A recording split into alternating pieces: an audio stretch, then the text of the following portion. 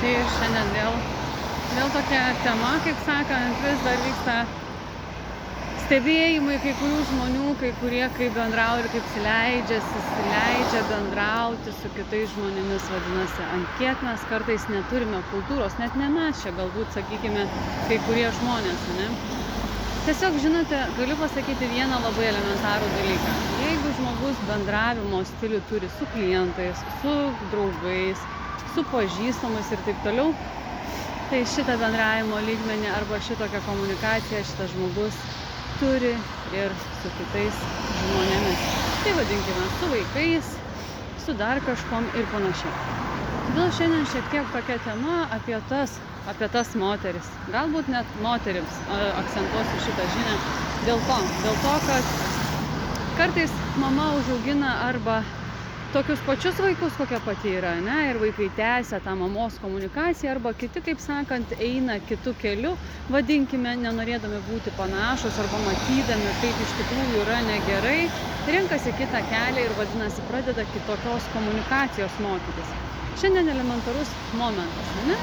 Nueini tiesiog nueini į kokią nors darbo vietą, vadinkime, na, tarkim, kavinė, restoranas ir panašiai. Prieini žmogus, galbūt kažko ten klientas nepastebėjo, galbūt kažkokią tai pertrauką ir panašiai, bet kada tu sulauki tokio atsakymo, kad neva tu ką žabala nematai ir panašiai, tai galiu pasakyti, kad tai galbūt nėra ta komunikacija tokia, kaip čia pasakyti, kultūringa komunikacija, ne? Kad supratinga komunikacija, kad gali žmogus nematyti, nepastebėti ir panašiai. Galbūt kartais ir yra tokie momentai, kai kokia nors ten vadinkime motinėlė, kuri kažkada tai yra praradusi vaikus, kadangi arba atimti vaikai už tai, kad neva alkoholis buvo įdomiau ir svarbiau, pamiršo paimti iš darželio savo vaikus ir dėl to buvo iš jos jie atimti. Dar iki šiandien dienos, kaip sakant, šita moteris negeba išmokti kažkokios tai kitokios komunikacijos, vadinkime, ne? Kad, na, vis dėlto gal ir yra ten tavos kaltės, ne? Kad, na, tas gėralas ir tas alkoholis yra žymiai svarbiau kažkaip už vaikus, už anūkus. Pirmoj vietoje, ne? Vat žmogus patyrė traumą, tai ne, vis tiek, vat alkoholis yra pirmoj vietoje. Dėl to kartais tokios moteris ir nekeičia tos komunikacijos, net nesimoko. Toliau eina, neatleidusios savo už tai, kad kažkada tai kažko tai neteko, ar kažkokią tai nuoskaudą patyrė, toliau tą patį tęsia, vadinasi, netgi atėjus kažkokiam tai klientui į kavinę, restoraną, jeigu nemato žmogus, vat, paimkime situaciją, tikrai žmogus nepamatė, nepastebėjo, ne, kažkokią tai užrašo ir panašiai, ir šitai priekti. Išvadinti paskui psichinę, išvadinti ten visais kitais žodžiais tokiais, kad tu nesveika, tu durna ir panašiai, ką tu nematai. Aš nežinau, ar tai yra kultūra, tad patys pagalvokite.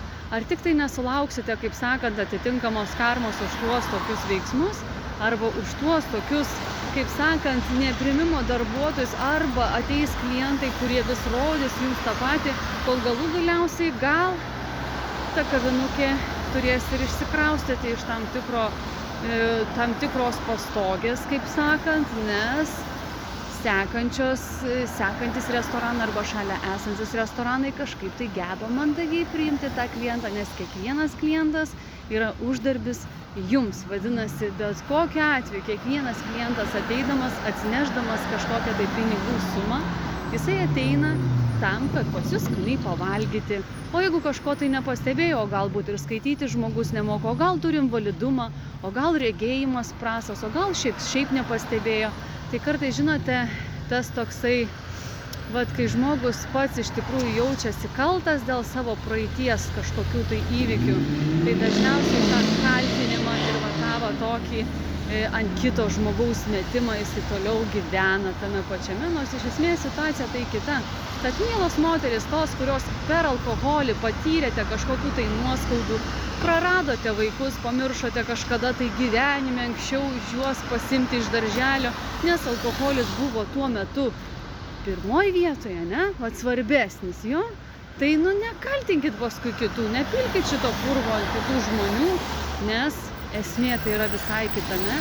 Esmė yra visai kitame procese, esmė yra visai kitoje situacijoje, kad prisimkite savo atsakomybę, kaip sakant, kad alkoholis vis dėlto yra tas momentas, jisai yra kaip ir geras dalykas, kada jisai yra su saiku vietoje ir kiekyje, kaip sakant, o jeigu jau tame kiekyje įvyksta kažkokios tai situacijos, kai dėka alkoholio neišeinama į darbą, dėka alkoholio esi piktas, dėka alkoholio prarandi savo vaikus, nes pamiršti kažką, tai galbūt savo tarakonus tektų patiems anksčiau ir vėliau prasispręsti ir neieškoti kitų kaltų, nemesti purvo ant tų, kurie yra nieko dėti.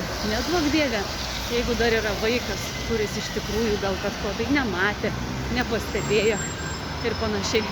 Tai kaip sakant, tokia motina gali tik tai traumuoti vaikus. Tai šiandien tiek, iki susitikimo ryte. Ir dar pabaigai norėtųsi, žinot, tokį pridėti veidrodinį efektą. Tos juodos kažkokios tai katės akis, kurios kaip pažiūrėsi tave, kaip sakant, ar tai iš pavydo. Žinot, kai žiūri žmogus į vidiją ir žiūri ir pavydi, o tiesiog nori, kad tau kažkaip tai nesisektų. Tokios, kaip čia pasakyti, sako žmogus, reptiloidinės asmenybės tokios, žinot, kurios tokios kaip gyvatės akimis į tave pasižiūrėti. Man įdomu, kokie šie metai buvo. Gyvatės? Gal čia gyvatė, kad ateina galas jau, pereina į kitus metus, tai tokia pasipiktinus, žinot, nes šiais metais labai viešpatavo, reikės pasitikslinti gyvatės metai. Jeigu gyvatės, tai tikrai tada reiškia gyvatės jaučia. Nebedaug liko, kaip aš sakau, iki 31 dienos ir tada jau pereina kiti metai. Tada ta gyvatė tokiamis akimis nebežiūrės į tave. Ir nebepavydės, kad metai baigėsi, jau jai amygus adjuos. Bet tos gyvatės akis, gyvatės ar katės šakės, manau, kad labai panašiai čia gaunasi. Tai aš tiesiog atsuku veidrodį tada atgal. Ir pasižiūrėk gyvatei savo pačiai į akis. Nuo šiandien, kada bandysi kitą nužiūrėsi pati save. Tai šiandien tiek, tada iki susitikimų. Ir iki.